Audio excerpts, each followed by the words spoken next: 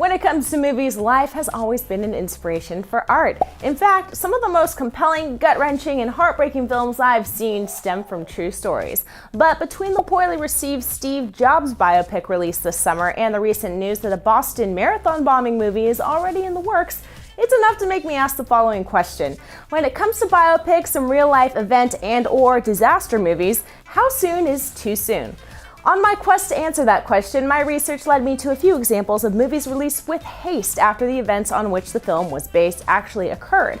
But was the world ready for them? Stay tuned to see what made my list of 5 movies that were made too soon. I'm Erin Darling, and you're watching The Pop Fix.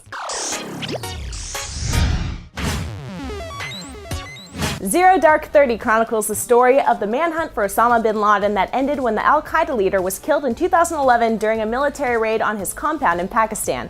The movie was released just 19 months later in 2012. Although the movie was nominated for 5 Academy Awards and was favored by many critics, Zero Dark 30 also received its fair share of criticism for sensationalizing torture and glorifying modern warfare. The sensitive subject matter sparked a lot of controversy regarding the political implications of the film, the depiction of the subject matter, and whether or not director Catherine Bigelow and screenwriter Mark Bull had access to classified government documents. Now, could this movie have benefited from a few more years between its release and the death of bin Laden? Considering the topic at hand, it's difficult to say, but it's clear some just were not ready for Zero Dark 30 in 2012. Usually presidential biopics are released long after the completion of the subject's time in the White House, but this one hit theaters while the subject was still in office. Oliver Stone's W is based on the life of former President George W. Bush, spanning from his college years at Yale to his presidency, which lasted from 2001 to 2009.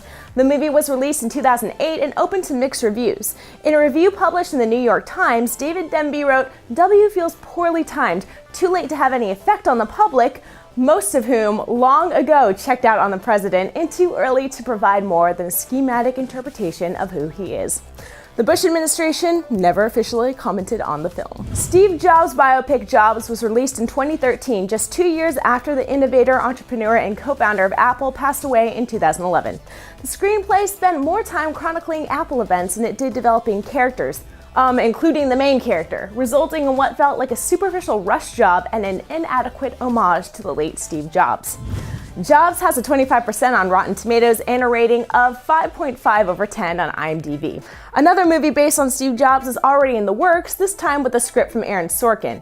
I'm keeping an open mind about this one, but I'm really hoping the next cinematic tribute to Steve Jobs will be much better than the first. Selena's fans were shocked when the Tejano singer was shot at the age of 23 by her own fan club president, Yolanda Saldivar, in 1995. But it wasn't long before those fans got to see her tribute on the big screen. Selena went into production in September 1996 and was released on March 21, 1997, just 10 days before the 2-year anniversary of the singer's untimely death.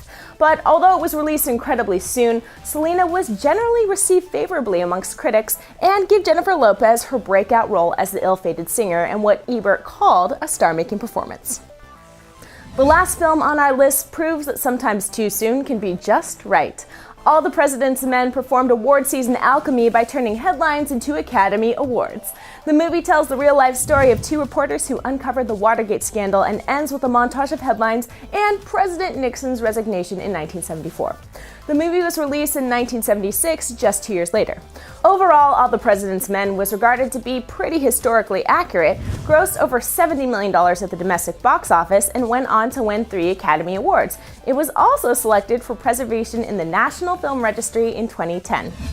That's all for this episode of The Pop Fix. Leave a comment below and tell us which of these movies were made too soon in your opinion, and if I missed anything that you think should be on the list.